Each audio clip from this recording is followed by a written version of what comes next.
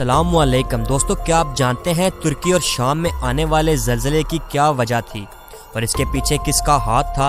आखिर ऐसी क्या वजह थी कि इसराइल तुर्की और शाम के करीब होने के बावजूद इस शदीद ज़लज़ले की लपेट से कैसे बच गया? और क्या आपको पता है कि हार्प टेक्नोलॉजी क्या है और तुर्की में इस शदीद ज़लज़ले की पेशगोई किसने की थी?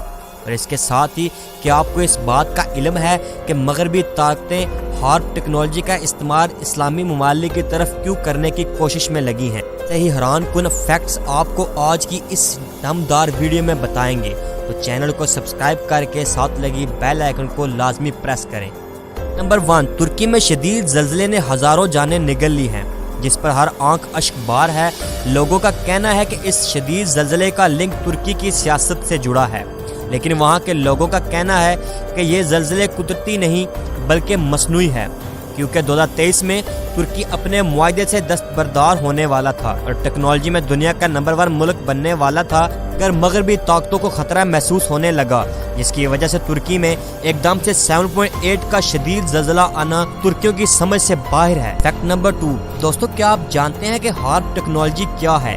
दरअसल HAARP high frequency and research program का नाम है। ये रवानी करे को मालूम करने के लिए इस्तेमाल की जाती है और कहा जाता है पाकिस्तान में 2005 में तारीख का सबसे खौफनाक ज़लज़ला 2010 में सैलाब का आना इसी टेक्नोलॉजी की बिना पर था, क्योंकि अमेरिका ने एक जंग में इस टेक्नोलॉजी को हासिल कर लिया था, जिसकी वजह से जापान में 2011 में ज़लज़ले और सुनामी के बारे में भी कहा जाता है कि ये मसनूई थे। आज की तारीख में यानी 6 फरवरी को तुर्की में आने वाला ज़लज़ला भी इसी टेक्नोलॉजी के जरिए भेजा गया है। फैक्ट नंबर 3 दोस्तों, क्या आप जानते हैं हार्प टेक्नोलॉजी क्या है और ये कैसे काम करती है? दरअसल रवानी कुरे फजाई की एक तय है जो जमीन से 70 किलोमीटर के फासले पर कुरे फजाई तक महदूद रहती है। ये वो इलाका है जहाँ कुरे फजाई इंतहाई बारीक है, चनाचा यहाँ अल्ट्रा वायलेट और एक्सरे वेव्स आसानी से महफूज की जा सकती है। ये टेक्नोलॉजी जमीन की प्लेटों को हिलाती है और इस कदर वाइब्रेशन पैदा होती है जिसकी वजह से ज़लज़ले वगैरह आते हैं। इस तजर्बे में बरकी मकनातीसी फ्रीक्वेंसी को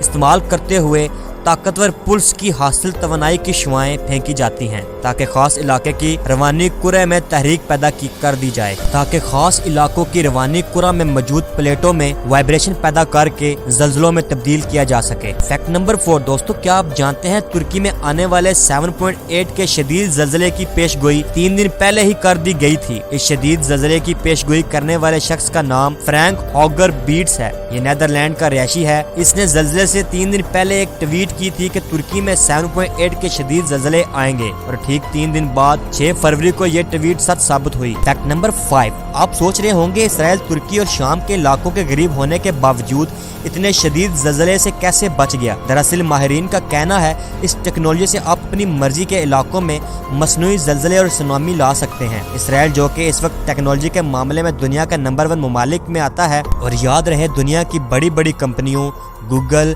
टेस्ला, एप्पल के रिसर्च सेंटर इसराइल में मौजूद हैं। और अगर इसराइल में ज़लज़ले आते हैं तो वेस्टर्न ममालिक को बड़े नुकसान का सामना करना पड़ता है, क्योंकि इन कंपनियों से एक बड़ी मिकदार में टैक्स इन ममालिक के खजानों में जाते हैं, जो कि इन मुल्कों की GDP में बहुत अहम किरदार अदा करते हैं।